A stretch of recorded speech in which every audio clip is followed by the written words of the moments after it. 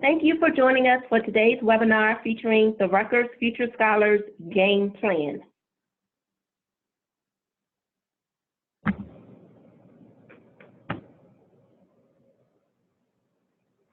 Aramis? Yes. We're starting now. Welcome, so we can go ahead to the next slide. Thank you. NSLA seeks to recognize and disseminate what works in summer learning. We offer expertise and support for programs and communities to strengthen and expand summer learning opportunities, and we convene leaders and advocates for summer learning as a solution for equity and excellence in education. Today, we are featuring the Rutgers Future Scholars program. They can be described as simply a college access program. However, they see themselves as a movement towards reimagining how educational institutions can serve their community. NSLA has worked with Rutgers Future Scholars for about 2 years. Today, we are featuring our collective work, the Game Plan. This online guide is designed to provide peer institutions with resources, best practices, and recommended steps to assist in developing an effective and impactful college access program for the nation's most underserved youth, based on the Rutgers Future Scholars model. The resources and information contained in this guide are a result of the collaborative efforts of the National Summer Learning Association and Rutgers Future Scholars. We are so thankful to present to you Rutgers Future Scholars. Aramis? Oh, also, if you have any questions throughout the webinar, you can please type them in the chat box. At the end of the webinar, we will answer all of your questions. Thank you. Thank you, Dana. And so I want to thank Dana and Leslie and the NSLA team for inviting us. They have been some really strategic and remarkable partners throughout this entire process for us. They were very patient and professional and very flexible. As you can imagine, putting something together that is fluid as a toolkit, an introductory playbook, can be overwhelming, but they made the process very easy for us. Because we can't see you, we thought, hey, maybe you can take a look at us, and we would like to introduce ourselves via Bitmoji style. So my name is Aramis Gutierrez, and I have the honor and privilege of serving as director of the Rutgers Future Scholars Program now since 2008. And it's been an honor to serve in that capacity. Hi, my name is Kim Williams, and I have the honor of being the associate director. And I've been at the university and with this program for about 9 years now. I'm happy to be here with you all. Hi, everyone. I'm Elena Ragusa. I work in our Office of Enrollment Management here at Rutgers and partner with Future Scholars on research and evaluation. I have been a proud partner of this program since 2011.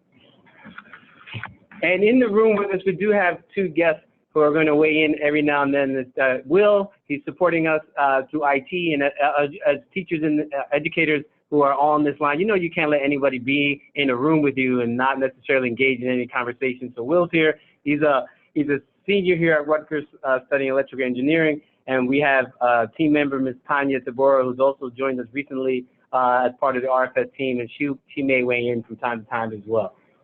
So thank you. We've got a full crew for you. Full crew. So we want to share just a little bit about the Rutgers Future Scholars Program and a little bit about the work that we do, and then we'll move into the introductory playbook, which will be a free resource guide for each and every one of you to utilize. And so I wanted to give you some perspective.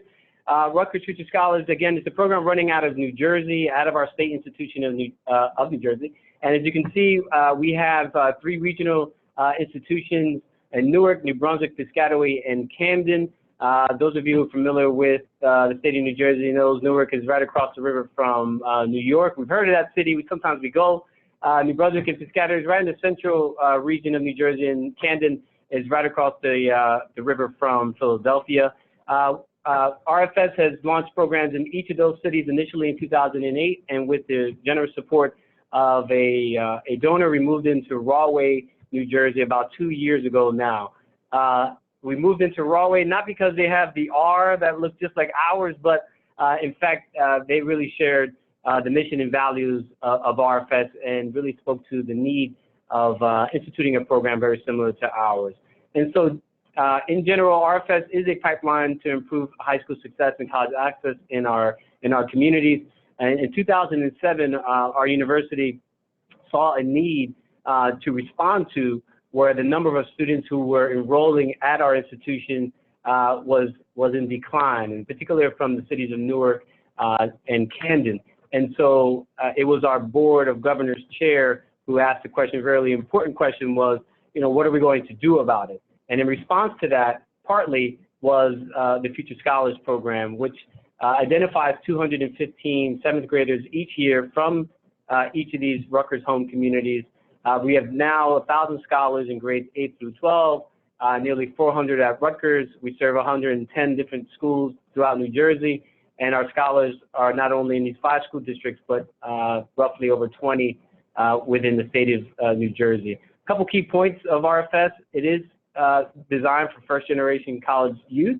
It is not a race-based program, so economics is one of the many factors in the selection process. But most importantly, we're looking to identify talent. And so I think all of us would really have to really dig deep to think about, what talent looks like and how we value that. And so we really take a really painstaking approach to finding this talent within the communities that we serve to ensure that not only are they reaching their goals, but collectively we're having a greater impact on our communities and our state. And so one of the key pieces that we like to ask our scholars, and many of you may have asked yourselves when thinking about going to college, these key questions come to mind, and we try to focus our program around those types of questions. So if those of you who are in the audience, if you want to maybe share that within the chat, what are some questions that you may have asked yourself when you thought about whether college was an option for you? And I'll ask some of the good people in the room that same question. What are some of the questions that you may have thought of as a teen or as a teen or middle and high school? What were you thinking about about college? Am I smart enough? Am I smart enough? Yes. Am I going to fit in? Am I going to fit in? Good job, Will. Am I going to fit in? What in the world am I going to study? Yeah. And can I afford this? Can I afford it? Key questions. Am I smart enough? Will I fit in? What am I going to study? And I think many of you may have asked those very questions. And Dana, if you see any of those questions pop up, you can share them now. If not, we'll move on. Okay. No questions just yet. Okay. Right. So for many of our scholars, again, they are the first in their families to attend college. So some of the key questions that we have to help them answer for themselves is, what does it mean to be a scholar? What does it mean to be college bound? And so keeping that in mind, there's certain needs that come to mind to assure that they're provided the reassurance and the guidance and this clear pathway to achieve their goals. At the same time, assuring that their families understand these newfound responsibilities that they have, not only to the program, but to their studies. How does that impact their schedules? Are they coming home right after school knowing that they also have these other responsibilities potentially? How does this impact their ability to earn a living? And what about sacrificing, Saturdays and summers? And so for us, one of the key pieces was to assure that not only the scholars understood, what it meant to be college bound, this newfound rigor that is necessary, this new sort of impact on your schedule, this new identity, but at the same time, what does it mean for families and how that impact their family values, their family goals as well. And along the way, we're also, if you see in bold here, it says identity development. That's one of the key pieces that we're collecting through our research, which Eleanor will weigh in now.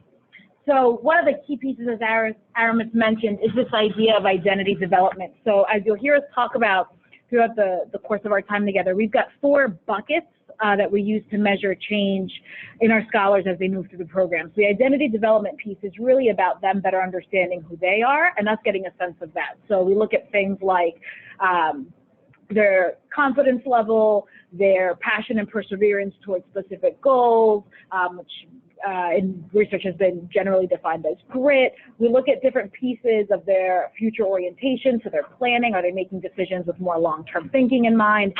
We use some validated measures that we give to our scholars regularly throughout the course of their participation in the program to get a sense of how they're developing over their course of their teen years and their participation in RFS to ensure that we're meeting the goals that we're working towards.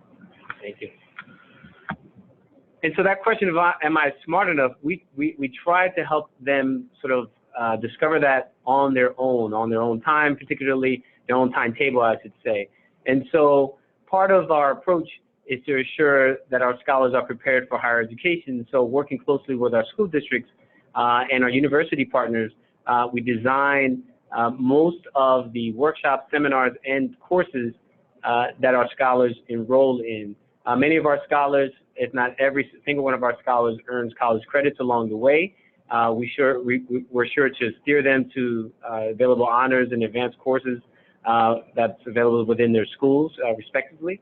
But at the same time, this question of am I smart enough, they begin to sort of see that because the courses that they're taking with us are on a college campus, taught by college instructors. And so what better way to answer that question for yourself other than actually doing it? And so our scholars are able to see that along the way. And then for the research side of it, we look at this second research area, or the second bucket of academic achievement. So while they're taking part in all of these courses, both at Rutgers and in their own middle and high schools, we're tracking things like the grades that they're earning in these courses, the level of the courses. So are they college prac? Are they advanced? Are they honors? Are they AP, if AP is offered in their school? How they're doing on standardized testing and state level testing, SAT, ACT, PSAT, et cetera.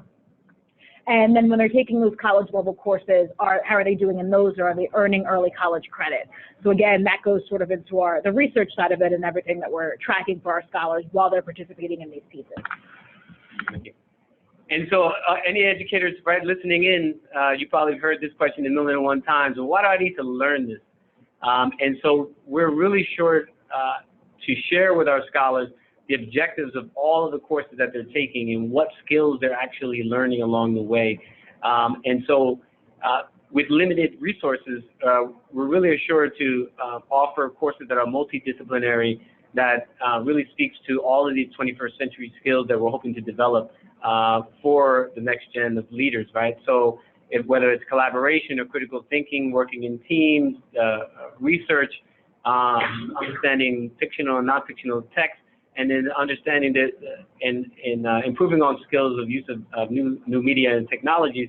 The idea here is for our scholars to become, they are becoming a member of a global society, and so they need to be successful in a range of these types of settings. And so along the way, we're collecting how are our scholars building these 21st century skills in an intentional way. Elena again, weighing in on research. So Arima spoke to it pretty directly. So this third bucket, the third area that we're measuring outcome as our scholars are participating in all of these skills are around 21st century, all of these activities are around 21st century skills. So we're tracking things like creativity, critical thinking, teamwork and collaboration, and also things like professional etiquette. Do they know how to tie a tie? Do they know how to handle themselves in an interview? How to write a resume? Things that regardless of what they ultimately go on to study and ultimately go on to do career-wise, things that we know are going to be important for them. And so these courses are taking place over a Saturday after school, as well as anywhere between 3 to 4 weeks during the summer months. And as I mentioned before, scholars begin to earn college credits as early as ninth grade. The internship component is really around their junior year. This was developed out of really basic necessity. The scholars, our first group, the class of 17, were entering their junior year, and a lot of them were talking about having to miss programming or to be excused from programming during the summer months because they needed to go earn a living. So one way that was helpful for us was to keep them there, was to not only provide these types of internships, but also provide a stipend so they can sort of supplement some family income or any of the responsibilities they had. And this, in fact, helped increase the number of students who are participating during that summer months, but at the same time allowed us to clearly develop these really important partnerships with community and university partners throughout throughout our campus community. Will I fit in? So we just talked about a lot of research from Elena and some of our buckets. And we talked about some of our university collaborations. But what we found is which is most important, is our near-peer relationships that we've developed. So that comes in with our mentoring and our tutoring that occurs during our summer and academic year. And what this allows to happen is it develops social and emotional, I guess, characteristics or attributes in our students. It builds, compassionate folks that are going to support them, and reliable relationships. And all of this is happening on our campuses. So when they start with us in 7th grade, as early as 7th grade, that summer, we're bringing them on campus. We're creating a home away from home for them, so that they understand that this is where they fit in, this is where they belong. And it gives them a sense of belonging here with all the relationships that we're building with our faculty, our staff, and the mentors. And many of the mentors are scholars that were once younger future scholars in our program. Right. And so one of the things that we've done here was this type of partnership. So very unique to the New Brunswick, Piscataway, as well as Rutgers Newark community, is a 3-credit course that actually trains undergraduates to do this type of work, right? So everybody, to a certain extent, thinks they can mentor, but do you know how to mentor and what your roles and responsibilities are there?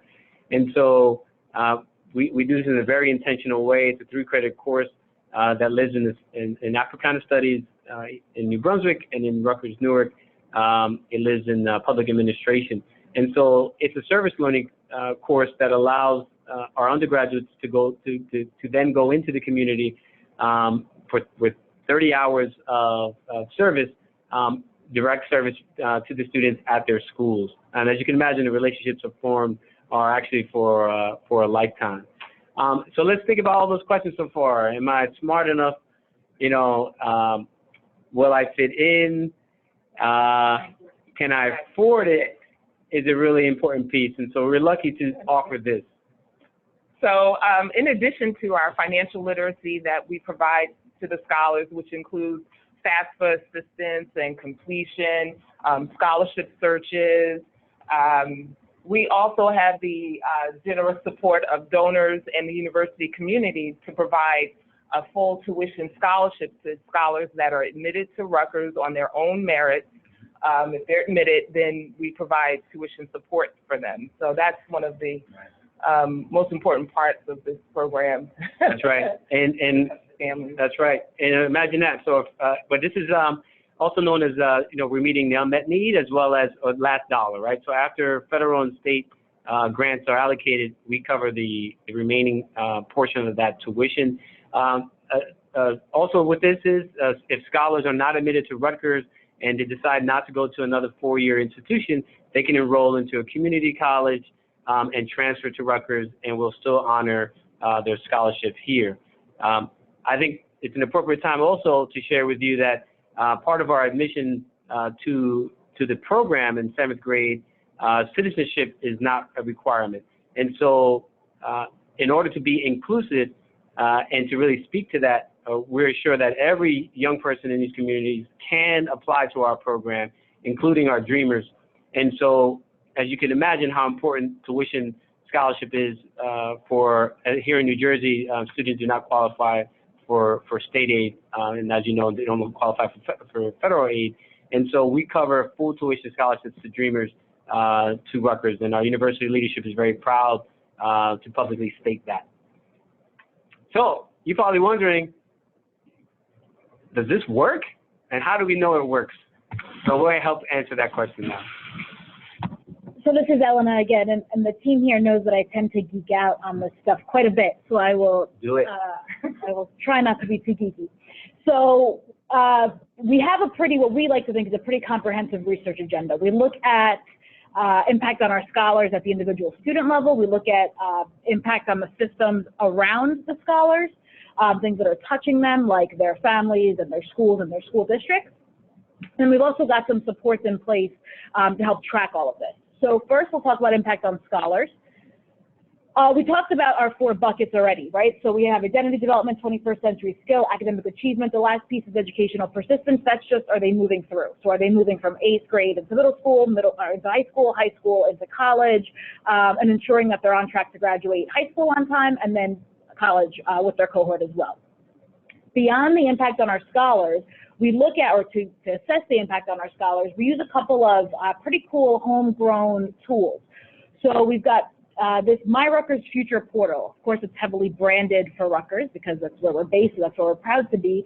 But it's really a pre-college portal that's designed for any student that wants to get a head start on thinking about college. So our students go in, they can self-report their grades. In fact, they are asked to self-report their grades every year, 8th through 12th grade. That auto-populates for us some reports that go out to our coordinators so they can keep tabs on how students are performing in their classroom.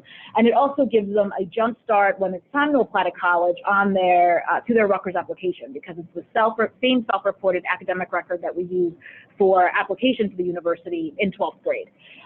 This My Rutgers Future portal also includes some advising tools and some interventions. So it includes things like career assessments to help you figure out what you might want to do, information about different majors and majors on campus and what careers you can get from those majors. And then there's also this cool Are You on Target advising tool. So it's over on the right of your screen. It's this little, the graph. Thanks, Aramis. And what it shows you is based on your performance, so based on what you self-reported in your academic record, it shows you your likelihood of getting into Rutgers, and really comparable for selective four-year institutions, but it shows it to you relative to the most recently admitted Rutgers cohort. So it's saying, hey, relative to the class that was just admitted this past year, here's where you stand. Your GPA might be a little higher in this subject, might be a little lower in this subject. Here's where your SATs rank. So it gives students a really nice visual, and then coordinators can use that information for advising purposes. Right. And here we've seen scholars in real time sort of put in grades that they may need in order to get to that. So they play around with the current courses that they're taking. If I need an A in calculus to get me to this certain level, so you see those scenarios sort of play out, and to provide a little extra added motivation. All right, I'm gonna zoom out. Then when we talk about impact on systems, so we partnered with some external folks. We actually partnered with Columbia University to do an impact study, a systems level study on future scholars, to see that what kind of impact we were having on the systems that surround the participants.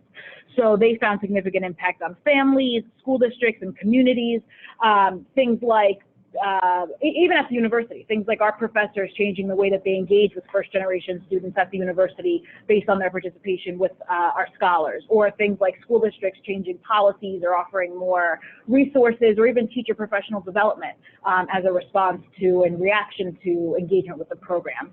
So it was really meaningful outcomes and impact for us, because ultimately we want to ensure that we're building healthy communities too, not just a focus on our students that are super important. And then, of course, we've got some really concrete outcomes and indicators that we track regularly. So we're looking, and everyone always asks about high school graduation rate. So it's 98% for our active scholars. They always ask about college-going graduation or college-going rate. So our RFS alumni right now have an 85% in college or having graduated college rate. We're looking at about half of our students enroll at Rutgers, so about 50% of those that graduate come into Rutgers, 30% attending other four-year institutions, and then 20% attending one of their local two-year institutions. And that's really important, because as much as, you know, we're housed at the university and we support the students, and we hope Rutgers is a good fit, it's ultimately about best fit. So if there's another school that's a better fit for a student, of course, RFS will support that. We're happy to see 50+% come here, and we're seeing more each cohort move in. But again, if there's somewhere else that's better, it's whatever's best for that student. We also track all of those other buckets that we talked about, so things like grit, motivation, future orientation. We're seeing increases in all of those things as we move through the program. And then our scholars also have the opportunity to earn college credit while they're in high school. So 100% of them will earn college credit. Okay. Two things I probably would like to weigh in here, which we didn't necessarily go into in depth, but the actual selection process for scholars in 7th grade.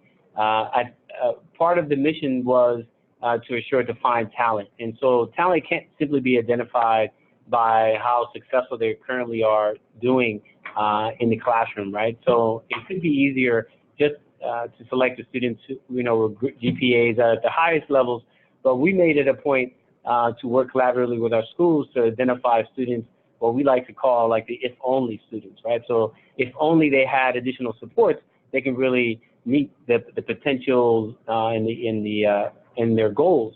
And so our scholars, I think, come from a really diverse spectrum of achievement and inspiration in the fact that where some actually are doing really well in the classroom, others are committed to their communities, others have exhibited some sort of leadership characteristics that only cultivated, they could put it to even better use.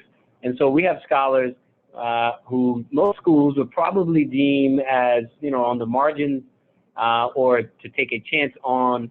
But I think over time, we're really able to develop this trust in our school district partners to really bring those students forward and to do just that. And the other piece I would like to point out here is this goal of zero dropout, high school retention. One thing that I think is pretty unique about RFS, and again, this is because of the leadership of our institution, sort of the philosophies that we have as educators who lead this organization, as well as our partners, is that we don't dismiss students from our program. I think a lot of us in education, there's some growing frustrations in when students don't show up, and we sort of take it personal. Why aren't they coming to this Saturday morning workshop, or why are they not showing up after school, and why are they only coming 2 or 3 days a week? But the reality is we have to reflect on, one, what we're actually offering. Is it meaningful and valuable to them? But secondly, most importantly, what's happening in the lives of our young people? And so we sort of went with the trauma-informed counseling sort of model which really asks the question more so not what's wrong with you, but what's happening to you, what's happening in your life. And you get a totally different response when you talk to young people and ask them that question. And so we do not dismiss scholars from our program. That, again, I think that only really helps the adults, but it doesn't really speak to the needs of students themselves. We've had scholars who've come up sort of MIA, for lack of better words, but who have returned to the program. They just needed a break. They got it. And so what we would do is simply keep tabs on them, continuously reach out to them, invite them to events and activities and summer programs, tell them that we miss them, can't wait to see them again, and also, again, address whatever barrier it is that they're experiencing. Because I think the difference in our program, and many of yours, is how quickly you can get a young person back on track. I think that's the difference that you all are making in these young people's lives. And so you're probably asking, how do they do all this? Where are they getting the money? And rarely do we ever show this. I'm just joking. We share it all the time. So this is since June 30th, 2017. And so the funding is coming from majority individuals right now. If you look on that left side of this here, family foundations, alumni and non-alumni. The university provides a significant support of our program and administratively, so salaries are covered by our institution. Originally, when we launched RFS in 2008, the majority of this funding stream came from corporations and foundations. AT&T, Ernst & Young have been really supportive since the beginning. And then foundations have always stepped up. This project here with NSLA was funded by the Charles Stewart Mott Foundation out of Flint, Michigan, who recognized the importance of amplifying this work that we're doing. But we've taken a sort of a turn in the last couple years to really focus in on alumni because we have a story to tell now. Early on, we did not have that, and so now we have the data to support it. So what we like to do here is sort of get into just a few pages, if you will, of the game plan. This is going to be available to all of you on our website if you were to register. You can have access to all of this information, and to Kim and Elena and Tanya and Will if you want to. You can contact all of them directly. Me too. And so this is it. The beautiful faces you see on there are real scholars. These are not models, even though they can be if they wanted to be. But these are our young people who are in a class of 25, 26. So scholars are named by, in seventh grade, they are named by their year of college graduation. That is how they are referred to throughout their entire time in the program. So when Kim and Aramis say class of 2026, these are students that will graduate college in 2026. Yeah. And so within the game plan, you'll find all these goodies here. A little bit of the overview of the program itself, some of our yearly themes that we try to abide by as best as we can, some of the summer training that we offer our scholars, things that we do in the academic year, things that we talked about already in this session. But what we wanted to share with you was some of the strategies on how to replicate this model. Again, it goes in greater detail within the game plan in itself. And so one of the first pieces, I'll back up just a moment. What we would like to do is to offer all of you online, depending on where you are, some strategy, right? So the first strategy will really be geared towards those who are thinking about launching a program, or if you're in your first couple years of it right now. But I think as many of you, we probably learned a great deal from you as well. So I really love the opportunity to continue this conversation.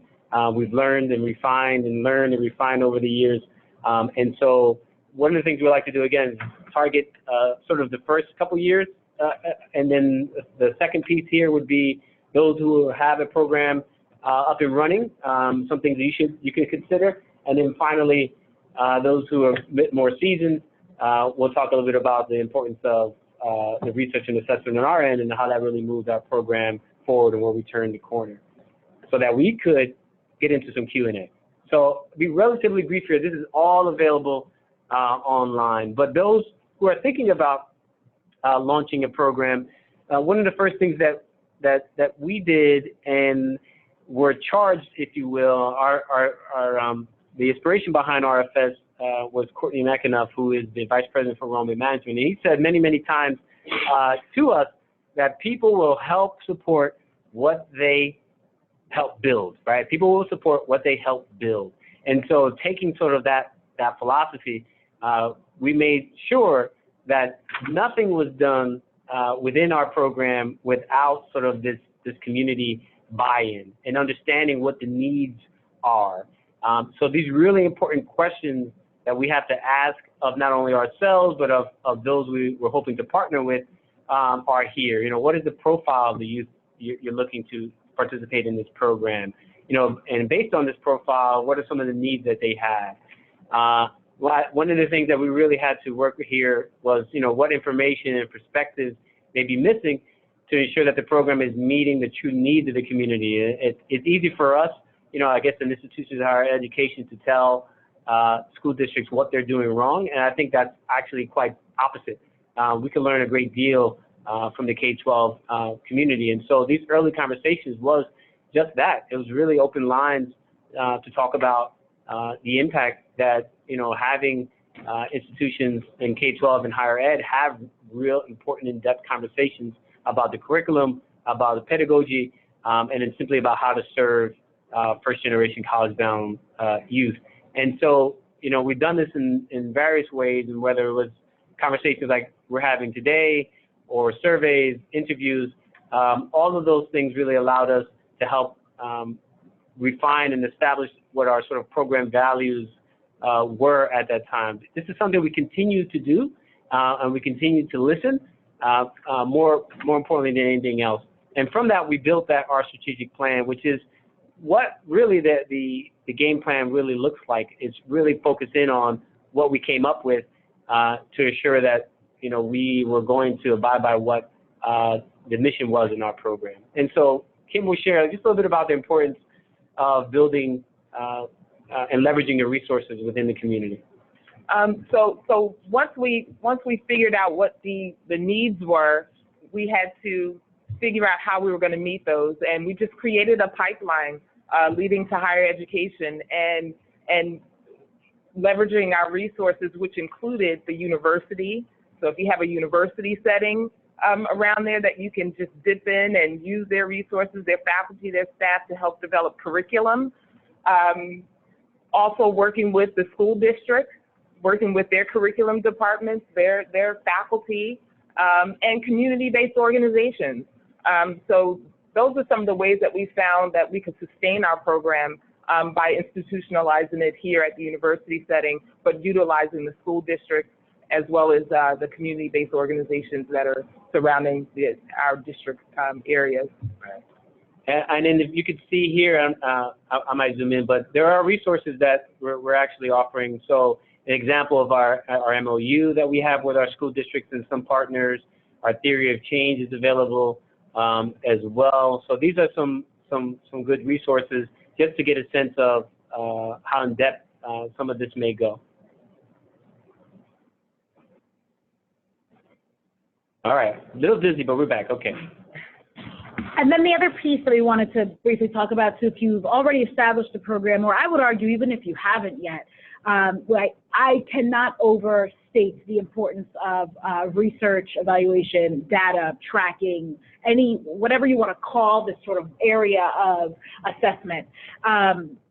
And you think about the reason that we do research or evaluation or assessment, they typically fall into one of four areas. So they're fourfold. One is that you want to ensure that your goals are met. So you have establishing goals for a program, or you've already established goals for a program. You want to ensure that they're met. The way you're going to know if they're met is if you track data and answer that question. The second piece, of course, is to improve or enhance programming. So it's something that we're particularly proud of with Future Scholars, is that it's a very data-informed program. So we try and collect data to feed back to our staff so they can continually make tweaks and enhancements. So if you think about an improvement cycle, that's how that's designed to work, right? So we do something, we collect data about it, we feed that back to our program to improve it for the next time that we do it. It's really nice to have a 5-year pipeline of pre-college students and then college students afterwards, because we have a lot of data collection points where we can touch on and then feed back to our next cohort. The third is that you want to potentially build cheerleaders for your program. So you want to make the case that this is important and it's relevant and it's good work or it's important work. And data for a lot of folks helps make that case. It's never as eloquent or as nice as hearing a student's story or hearing someone talk about their experience. But coupling those two things together, we found has been really successful in making a good case. And then the last piece, of course, is to garner financial support, right? So none of this works if we don't have funding to sustain it.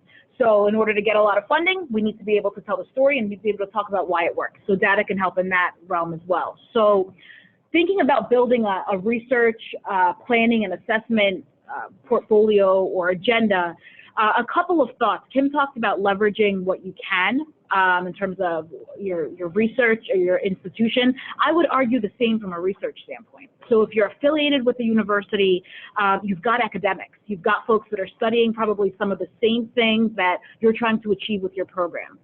So partner with your researchers, partner with your faculty members, partner with your really strategic staff people, and come up with and use things that they're already using if they fit into your assessment model. Also think about systems that already exist. So we talked about our My Rutgers Future platform that we use, that website. That was a tool that was already developed that was developed in our enrollment management office. And we developed a really good partnership with Future Scholars, between the Future Scholars and EM, because our RFS students were able to pilot some of these cool, new, innovative things we were trying to use, and be able to give us feedback on whether or not these systems worked and how well they worked and what we needed to tweak. And then RFS got this tracking mechanism out of it too. So it was an opportunity to take something that already existed and really meet a bunch of needs with it. The other thought is really not to reinvent the wheel. So as part of what we're offering and as part of what's in our game plan is access to the assessments that we use. So we've got an annual assessment that we give our scholars. We've got a bunch of surveys that we've developed around academic year programming, summer programming. We are happy to share resources with like-minded partners. And so if to the extent that we can be helpful with anything that we've got, we are happy to share that out. And then the last strategy or the last piece, I think that is unique to some programs, probably a lot of the ones that you work with, but unfortunately not exclusive or not the case for all programs, is that you really, the idea is to really be clear about what you are as a program and then what you're not too. And that's really important when it comes to this idea of garnering financial support. It's really, really easy to go after a grant or seek out resources that might be tangentially aligned with what you're doing. And the clearer you are about your outcomes, right? So if you have that logic model, if you have that theory of change, the clearer you are about what you're trying to do, what you're tracking, and what you're trying to achieve, the easier it is to make a really clear determination about this is something we should go after and something we shouldn't go after. These are dollars that would fit with our mission and our values and our model, and these are dollars that maybe would take us down a direction that would take away from the core foundation of what we're doing. And we've been really lucky at Rutgers to partner with folks that get that. And really don't push us in directions beyond really what RFS is trying to do. And it allows the program to be really mission driven. So to the extent that you can sustain your programming without having to sort of chase those dollars, for lack of a better phrase, it can strengthen not just your programming, but also your research planning as well. Thank you. And I mean, I think related to that to a certain extent is saying no to some dollars that doesn't necessarily come with any restrictions, but if the donor, him or herself, doesn't necessarily reflect the values of your program. So I think it really takes some courage, and we've done it in the past, to simply say thank you, but we don't accept your gift. I think that's a really important piece for us to have, even though, again, we're all sort of stressed for resources. So you guys have been very attentive. Love to find out if there's some questions, some thoughts. I believe Dana and Leslie could help facilitate this. But I want to thank you for your time and your efforts and your contributions today to this conversation. Thank you so much, Aramis and the rest of the team, for your informative presentation. I think that our attendees have learned a lot about Rutgers Future Scholars and about your program. I do want to remind all attendees, if you have a comment or a question, if you go to your chat box, I think you can find it at the bottom of your screen, maybe on the left side or right side of your screen, you'll see a chat box, and you can type your question inside of the chat box, and we will take those questions now. Aramis, we do have a few questions, mainly from Jennifer Andrews. Thank you, Jennifer, for asking your questions. Her first question is, she says she's sorry she must have missed it, but can you tell her what was your starting budget before you had a story to tell? You have a question? That's a great question. Thank you, Jennifer from Forest Park. All right. Okay. How are you, Jennifer? Thank you for asking. So what was our budget before we had a story to tell? In 2008, we launched with 200 students, one full-timer, me, one part-timer, just a dynamic individual in her own right. And it was probably roughly, I'll do the math as we are speaking, but the allocation that we had for scholars at that time was roughly around $1,500 per student, so fairly modest, and then my modest salary. So who wants to do that math for me? But yeah. First year. So $300,000 per student. Yeah, so about $300,000 allocated for the students, and then that was something again that had to be developed because initially, when the program was launched, before we were on as a team, there was some different visions for the program. But in order to sort of build this sense of community that we've done over the years, we implemented some key pieces, which is the after-school component and the Saturdays and also the summer. And so that was sort of built over time. But luckily, again, we had that seed funding to launch it initially. So thank you, Jennifer. Thank you, Aramis. Thank you, Aramis. And she also wanted to know about how many students did you have? You might have already answered it, but how many students did you have in your first summer program? So the first summer program was 200. And again, we launched very ambitiously in 4 cities all at once. Because at the end, these were the communities that Rutgers called home. This is where we have our institutions. And so 50 from each of those cities were launched. But the programs, the summer programs itself, took place at the local campus. So they weren't all together. So that would probably increase the cost as well, as you can imagine. So we ran 3 summer programs throughout the month of July, as we still do. But now we serve 1,000 students. Okay. And we were probably going to want to also add this into our follow-up for all of the attendees, but can you say the URL for the model information? Sure. So it's right here at the bottom. If you were to find, if you go to our website, www.futurescholars.rutgers.edu, on the top right corner, you'll see the term playbook. If you click on that playbook, you can register there, and it is available, I believe, on the 28th, which is tomorrow. So you guys are getting a sneak peek. You got VIP entrance. No rope here, though. Thank you. I have another question from Shannon. Shannon is a site coordinator at for Freedom School, a 6-week literacy program in Brooklyn, New York. She's interested in locating organizations that are interested in starting a summer site. She wants to know if you can help her to find out how she can get in contact with interested folks. Was there some kind of strategy you guys used to connect with like-minded folks who wanted to do something similar?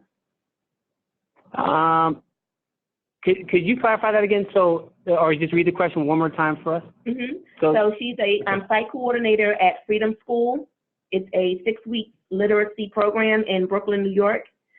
She's interested in locating organizations that are interested in starting a summer site. And so she wants to know how can she get in contact with interested folks?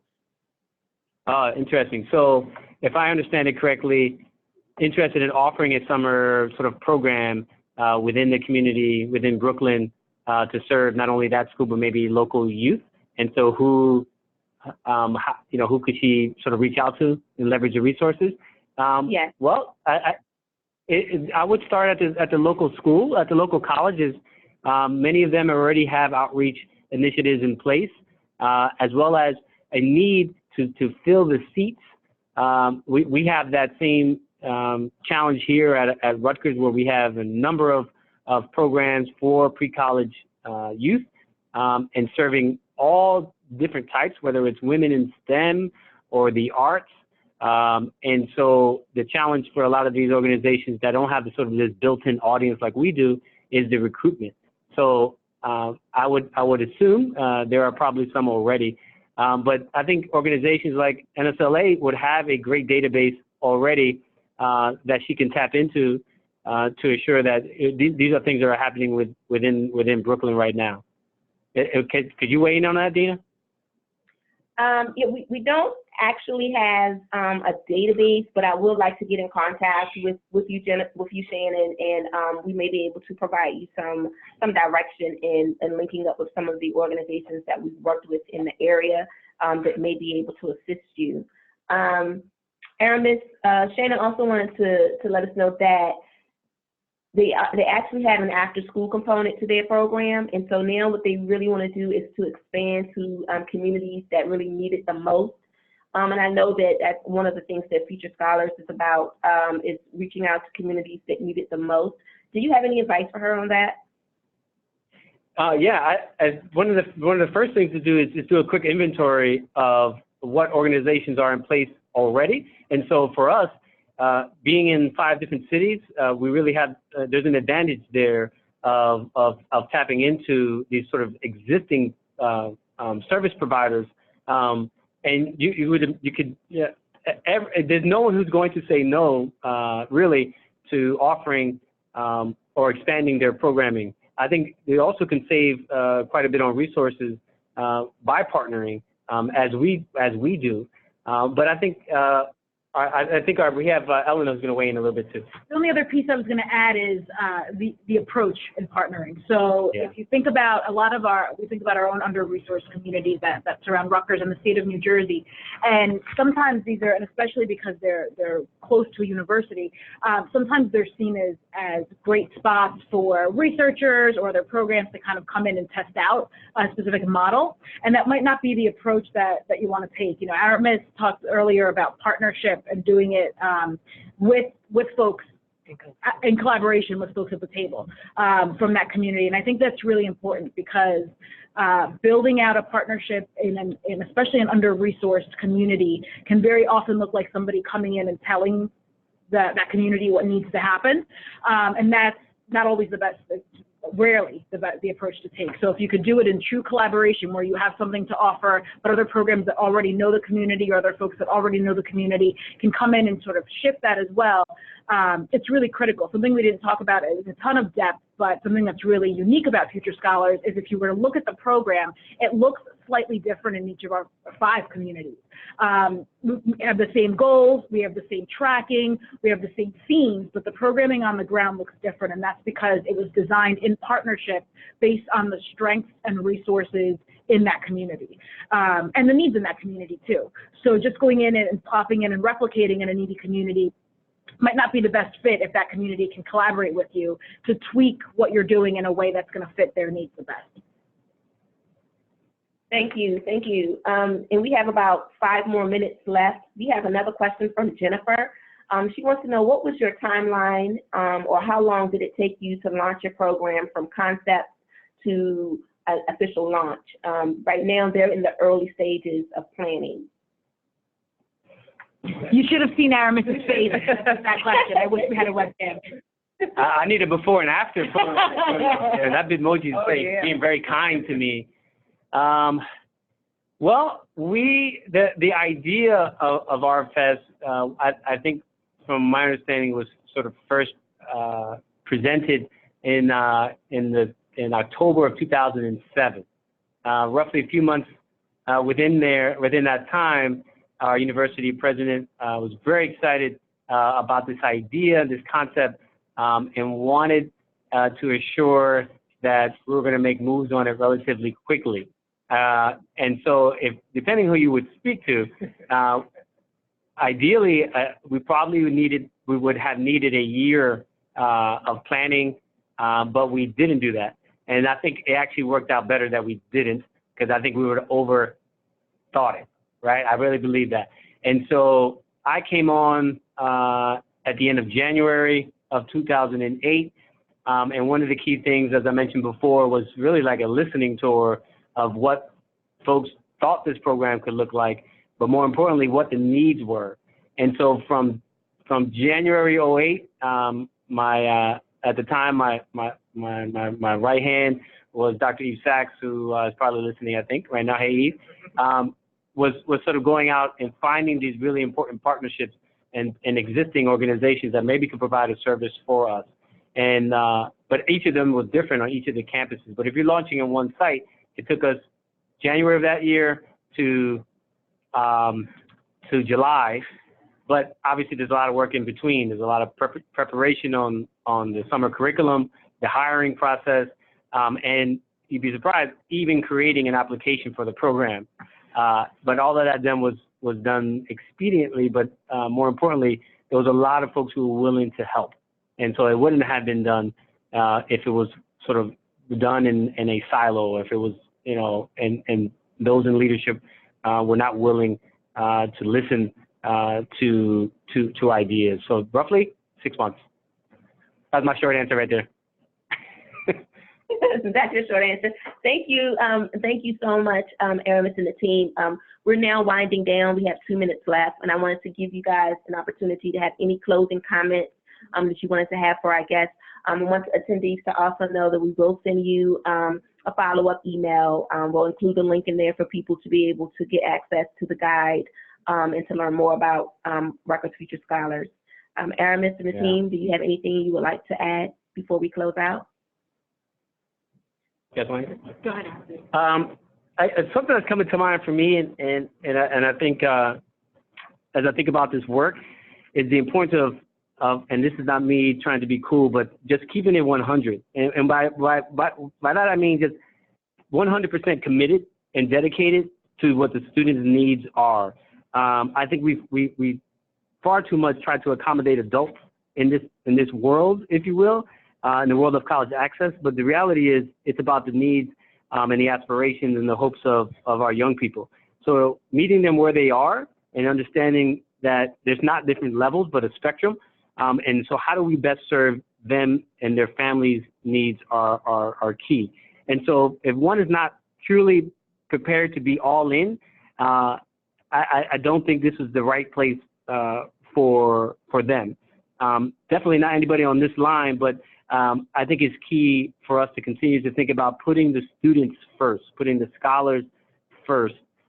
Will take us a considerable long way. What scholars have always sort of, and this is their language, this is not something that we came up with. You know, I think a lot of times today we use the term program, and earlier Dana used the term movement. But when our scholars describe this program, they describe it as a family. And so understanding what that means and how the students are valuing your time, your efforts, and then how that is reciprocated when they show up and acknowledge that they are there, and they can be in a million and one other places, but they decide to be with you. Just understanding how special that is. So just keeping in mind, being 100% committed to this work is only the best way for us to do it. Yeah. Excellent. Thank you so much. And so we are going to close out our webinar now, and we thank everyone for attending, and please look out for our follow-up email. Thank you. Bye-bye.